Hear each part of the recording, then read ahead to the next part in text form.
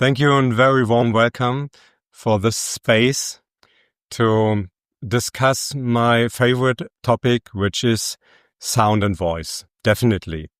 So I feel as a musician from my childhood on, and I just realized I am now 50 years on stage.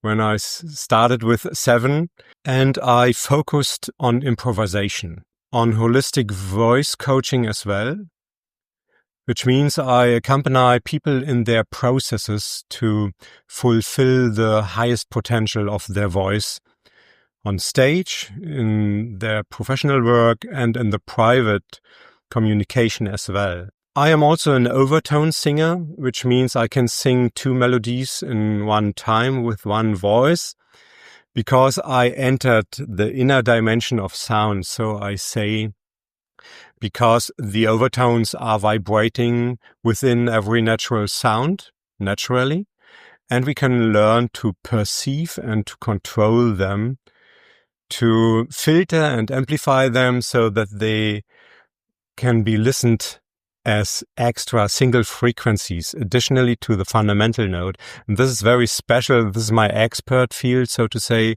I gave workshops for 25 years now about overtone singing and nada yoga, which is the yoga of sound. And this means also to go beyond sound, because nada yoga is not only about every levels of sound, but it's also about the attachment we have as humans to sound from the beginning of our life on to the very end. And so it's very interesting to check what is my relationship to sound and to life and to the source of life, because all this depends on each other and is interacting.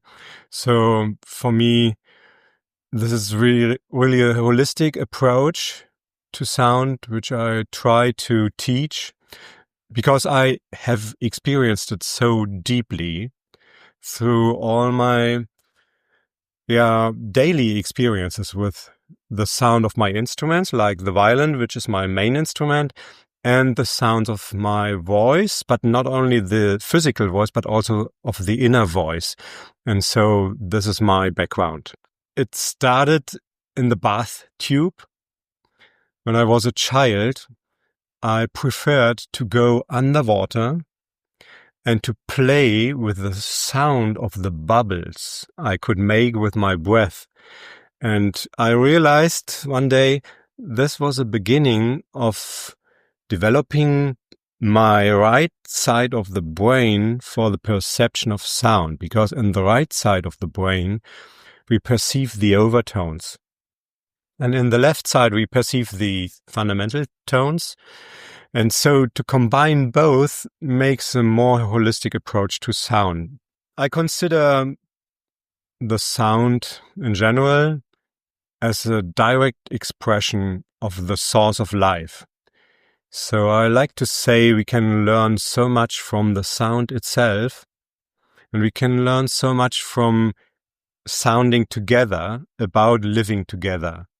So there are a few principles I like to teach in my workshops and also in my individual lessons, because it helps us to understand what we are, who we are as vibrational beings, embedded in the vibrational system, the symphony of life, so to say, and how we come into resonance with it, and how we are separating ourselves from it with all the consequences.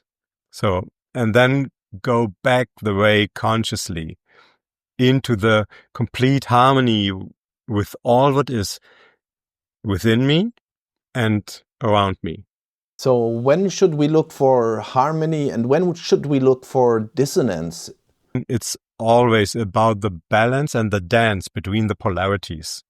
So sound itself is a vibration between polarities. So this is the fundament of life, so to say, to dance between polarities.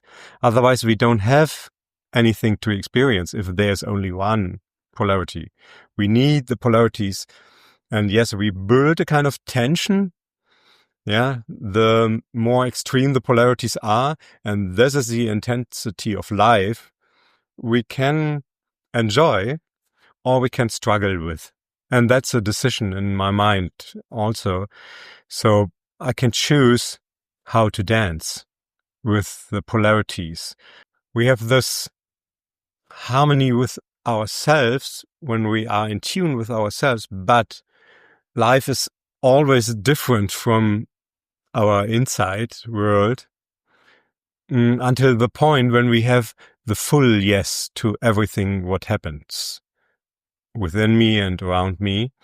And so then we can bring it together. But then we have the freedom to make something different than before, to take the step out of the total peace harmony experience, which is boring after a while. Yeah, so it's nice for meditation and for a while and for a retreat.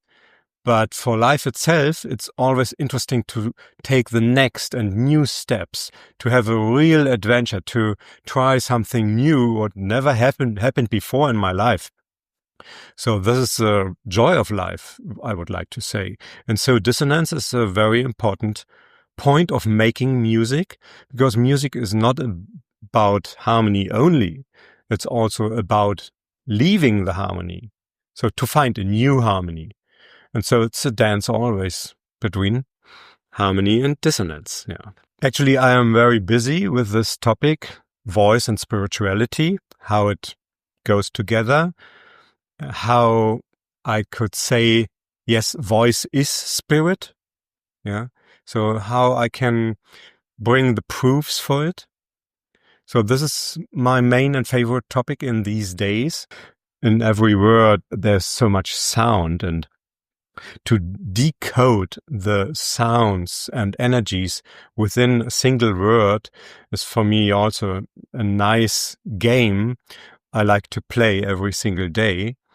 So, and yes, I can do it in my mother tongue, which is German, much more deeper than in English. Maybe you can elaborate a little bit about the importance to have your own voice. Very important question. To realize how it happened that we became this person we are right now, this personality, because it happened through voice. That's a thesis I have right now, that we can realize, yes, there were a lot of experiences, but the meaning of the experience is given by the voice of others, like the adults, or of myself with my inner voice.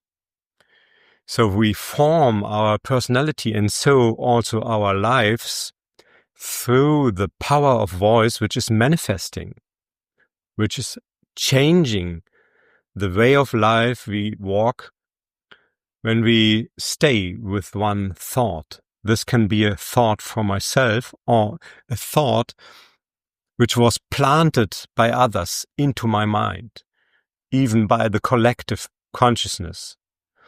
So, and therefore, in my opinion, it's very important to reflect how I was formed by thoughts and by voice, which is also charged with energy, with emotional impact. Yeah. So we can say words so differently that it makes a difference. If someone is speaking from the heart in a loving, full way, or from this dictatorship, which sometimes teachers and adults have with their children. And this is so sad, because in my experience as a voice coach, I meet so many people who were forbidden to use their own voice for a long, long time after a single sentence of a very important person, kind of authority. But therefore, it's so important for our own spiritual path to become our own authority and to ask ourselves, which is the highest voice within me and which is the highest voice of life I would like to follow? Is it really my own human voice, or is there a bigger voice I want to follow?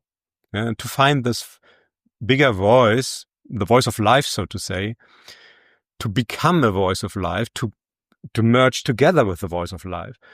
This is a task I am working on since many years. And yes, it is very fulfilling because life is supporting us in the moment we are supporting life. So this is my lesson I learned. And so it's really a pleasure to go this way with the highest possible commitment, because then we can harvest the fruits of this way. Is there this one very little effort, minimum effort in life that one can do to make the first step into this direction, to come back to your own voice? Maybe you have a recommendation. Yeah, I get goosebumps now because I would like to add exactly the answer to your question even before you asked me. Speaking your own truth, first in front of a mirror, later with your relatives, with your friends, with your partners, is, in my opinion, the first step we can go with all the courage it needs, to speak at least the truth to myself, into the mirror.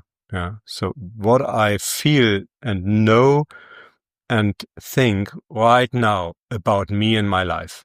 In my opinion, the fundament of voice coaching is to find the inner truth, to find the inner voice. So it goes together so directly that we can't avoid this, to really watch and confront with our own truth. Otherwise, the voice will show the conflict. So, and this is a problem for the physiology of the voice, and also for the sound and for the experience with others who are perceiving this conflict in the voice in the moment we are not completely authentic. So this is a task number one. And then we can play around with the voice later when we have this fundament to really tuned into myself, into my basic vibration. We also speak about specific frequencies we have available in our own body, which are different to yours. So because it's so unique, every single body, but yes, it's a vibrational system, and we can tune into this vibrational system to let the voice play freely around with the frequencies without saying, do this, do that. I recommend that we learn to follow the voice for the physical voice and for the inner voice as well. Surrender more to life and to realize life is meaning well with me. It has always the best intentions with me. And so we can learn to trust life and to follow life, to walk together with life as a friend first, as a partner second, and then in a kind of a tantric unity, go together. Miroslav, this is so scary. What are you asking me to do? Like speak the truth to myself and even telling it to others? My God, I am so afraid of the judgment. I am so afraid what might happen. My world, as I constructed it, as a very beautiful fake world, is about to crumble. Yes, step by step, please. Slowly, slowly. No, not all at once. So, but take the first brick, which is bothering you the whole time in the past. So, and just start with the one brick, which is really scratching you, and so it feels so uncomfortable. So make it comfortable for you, because it will be more comfortable if you change the old wrong brick into a good one. made by life itself. So to become one with the reality again. So in my opinion, we can only manifest effectively when we first have this big yes to the reality, what is right now in this moment. And then when we merge together with it, then we can change with the I am. So as a kind of a code, yeah. What is my identity in this moment right now? And may I change this identity to a better one? To a better working in the sense of my goals, my longings, my destination. Someone listening now is scratching their head. What did he say about over what tones? What's happening? I don't understand. Yeah, the overtones you mean, which are also called harmonics in English, are partial tones of the natural sound. And so you can imagine a kind of a ladder, yeah, with all the different steps on it. And every single natural sound is a kind of a ladder between earth and sky. So, and the overtones are the steps on the ladder. Yeah. The fundamental note is only the first step on the ladder, but the overtones are vibrating all the time with the fundamental note together, but yes, in different relations. So, for example, we both could sing a vowel on the same frequency, but it would sound differently because we have a different personality. And so the personality is decoded or coded in the sound through the overtones in different strengths. And as an overtone singer, a human can sing one or two of these steps and could form melodies from this ladder, even if they are vibrating all the time together. Like all the possibilities are available the whole time for you, but you as a human choose with your perception which one you want to experience right now in your life. This is a training in focusing and manifesting something which wasn't there before as an experience, but is available. And I can give an example through singing few overtones from the sound of my voice. I switch here into the original sound for musicians. And then it sounds like this. I stay on a fundamental note now and sing few of these overtones.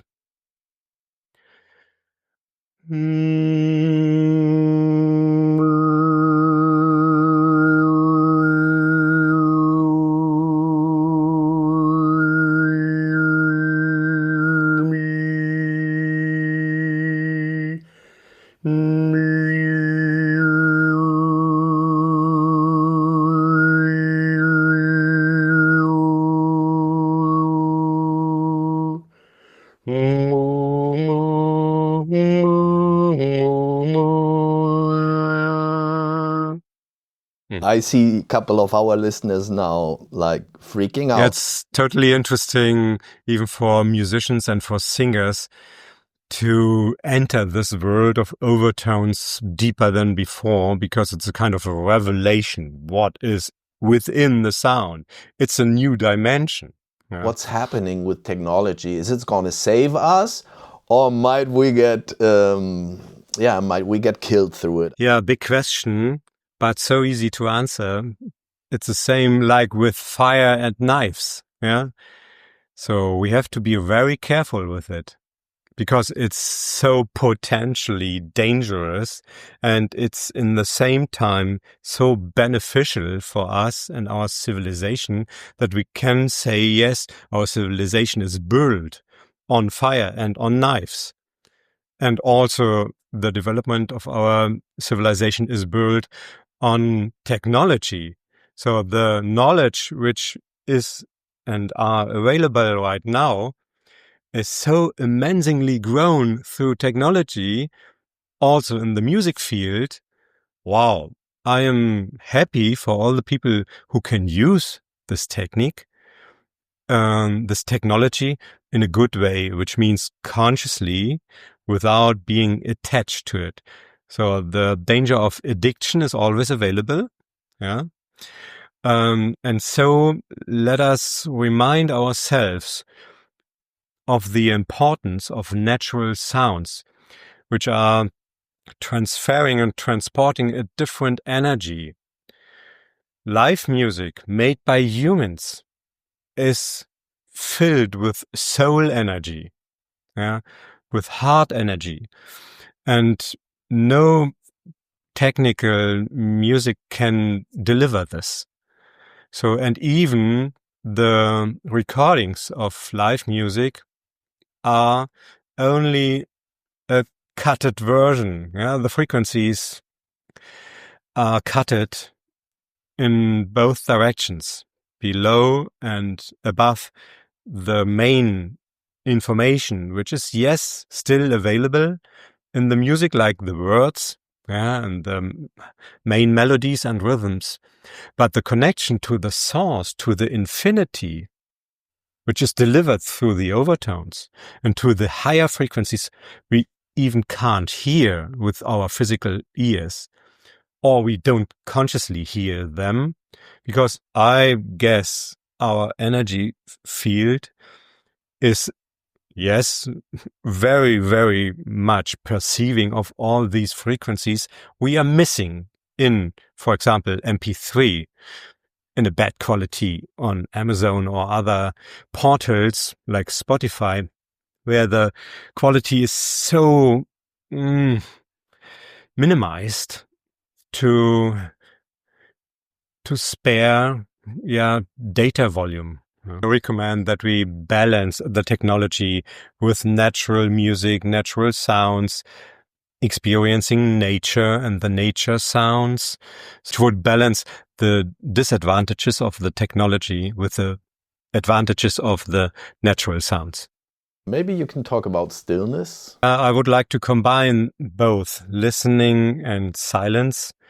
It's working together very well when we take our time to listen carefully, not only with the physical ears, but with all our senses, I like to say, which is also the skin, which is very sensitive for sound.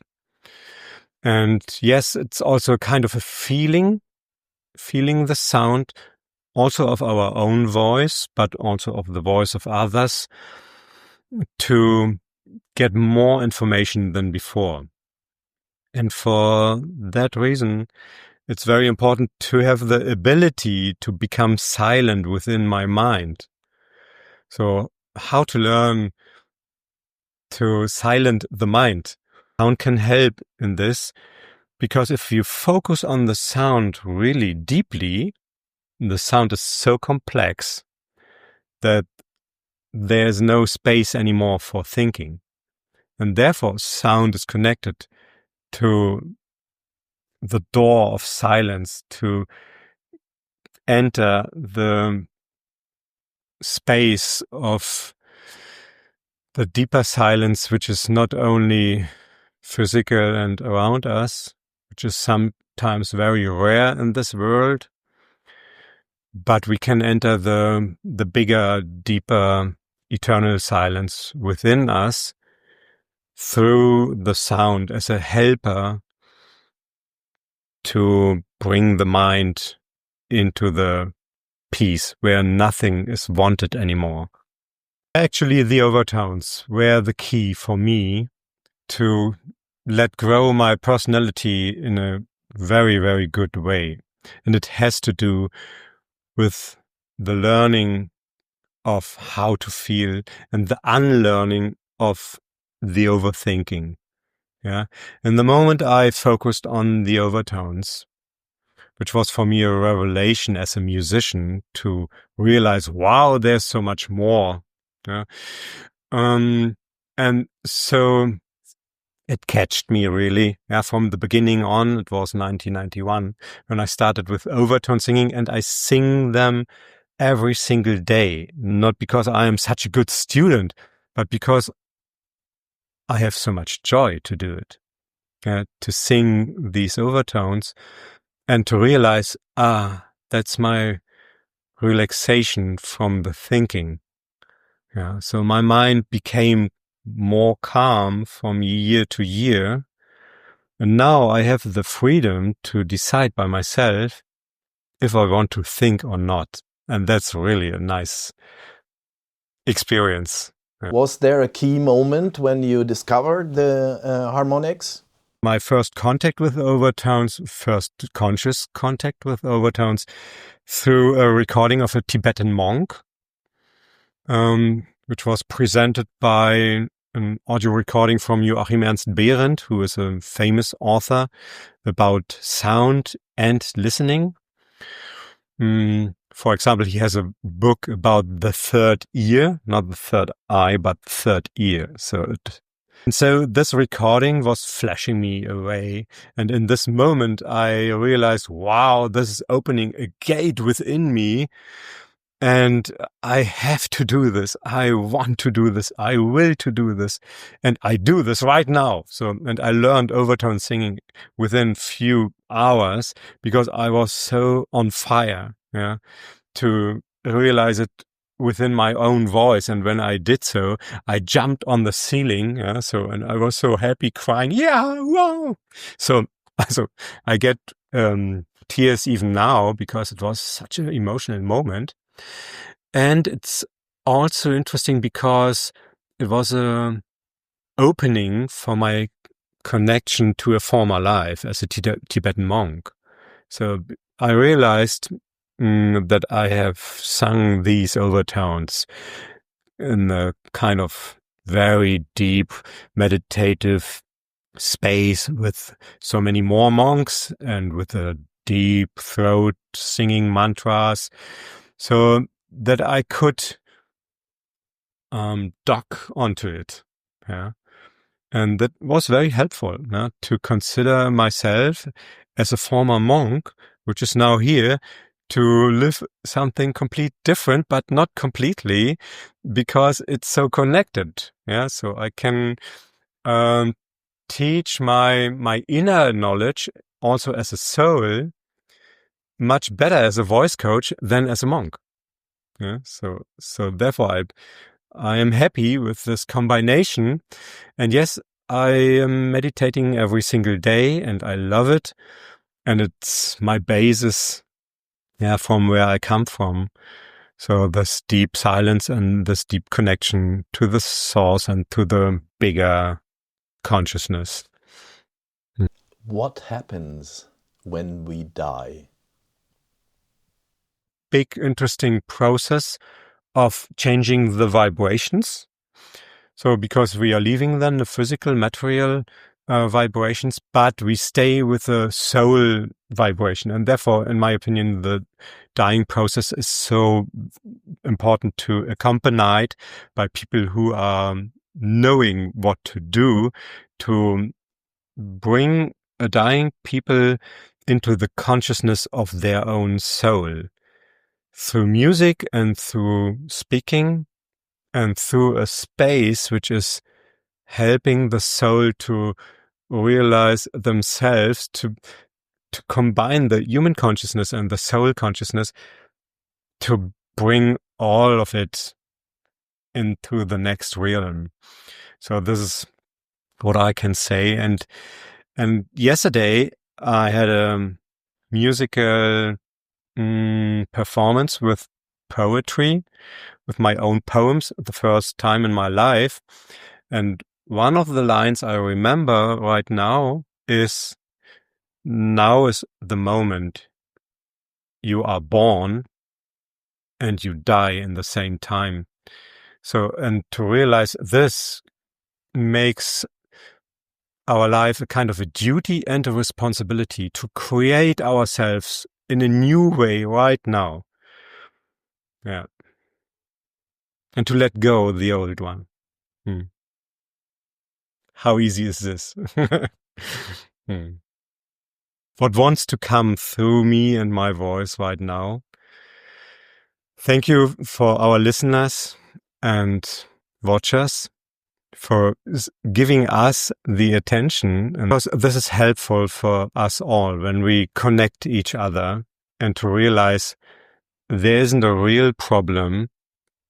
There's everything complete right now. It is a harmony in life we can realize when we are open for it, when we open ourselves for the harmony of life, which is happening right now within us and around us. So in my opinion, the problems are often based on the idea of problems and separation and incompleteness. So everything is available, what we need right now to make the next step. And it's enough to make the next step right now. So it's not necessary to change the whole world in the next minute or hour or year or decade. But to take the next step is the responsibility of every single person, including me and you and everybody who's listening here. So, and that's the question I would give you if you want to take it. What is your next step to come back into your very nature, into your vibrational being, where you feel, now I am home? That's it.